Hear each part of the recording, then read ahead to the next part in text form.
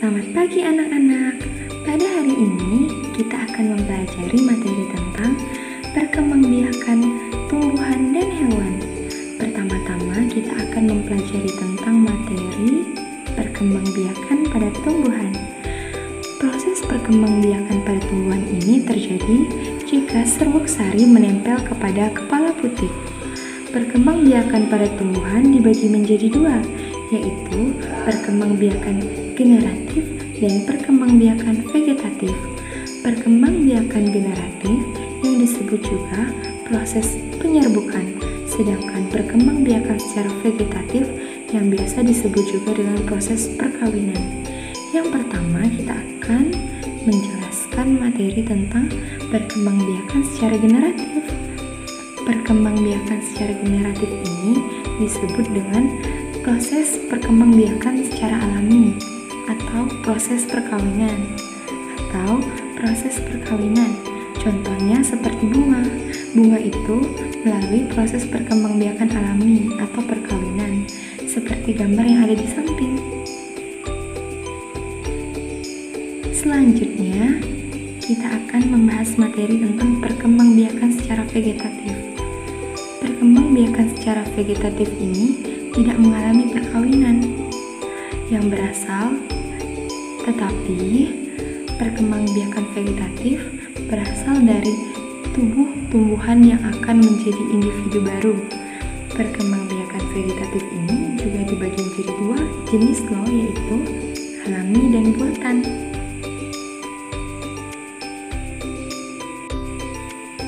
Contoh vegetatif alami ini seperti umbi batang, pisang, dan singkong.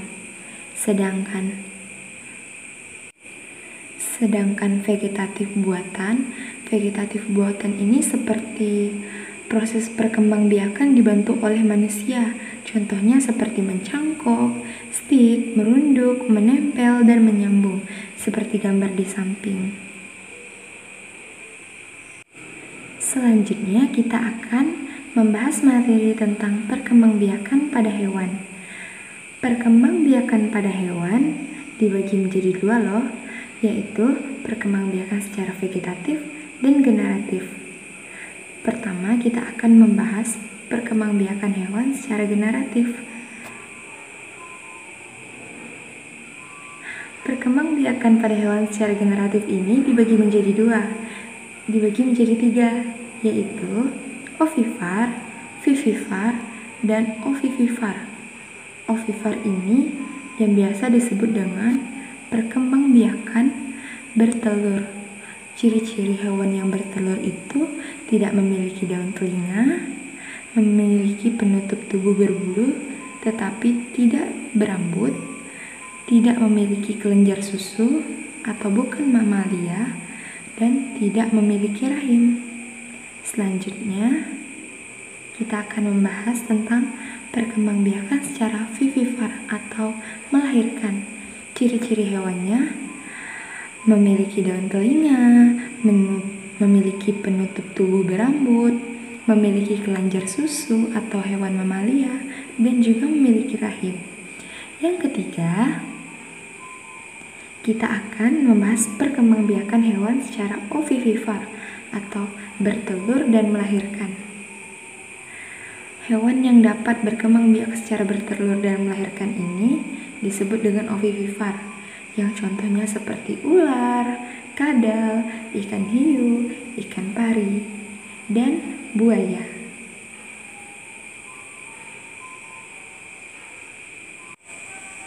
Selanjutnya, kita akan membahas materi perkembangbiakan hewan secara vegetatif. Perkembangbiakan hewan secara vegetatif ini juga dibagi menjadi tiga, yaitu tunas, fragmentasi, dan membelah diri. Yang pertama, kita akan membahas perkembangbiakan hewan secara tunas. Perkembangbiakan hewan secara tunas, jika sudah dewasa, maka pada bentuk tubuh bagian bawah terdapat benjolan. Benjolan tersebut akan berkembang menjadi tunas hewan tersebut. Tunas hewan setelah dianggap mampu bertahan hidup sendiri akan terlepas dengan sendirinya. Itu penjelasan mengenai perkembangbiakan hewan secara tunas. Selanjutnya kita akan membahas tentang perkembangbiakan hewan secara fragmentasi. Secara fragmentasi, perkembangbiakan hewan dapat memotong salah satu bentuk tubuhnya. Potongan tubuh hewan yang berkembang biak dengan secara fragmentasi akan menjadi individu baru. Jadi itu merupakan proses perkembangbiakan hewan secara fragmentasi. Dan yang terakhir, kita akan membahas tentang materi perkembangbiakan hewan secara membelah diri. Perkembangbiakan hewan yang membelah diri ini terjadi jika sudah dewasa dan jenisnya tidak punah. Induk hewan yang membelah diri, inti sel akan membelah menjadi dua bagian, inti sel dari tubuh bagian atas dan tubuh bagian bawah dibagi menjadi dua. Hasil dari hewan yang membelah diri kemudian menjadi individu baru. Dan hewan yang membelah diri ini disebut sebagai benda kecil yang dapat dilihat hanya melalui mikroskop. Dapat dilihat seperti gambar di samping.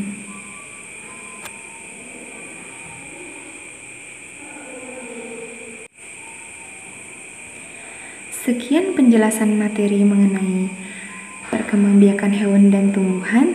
Terima kasih.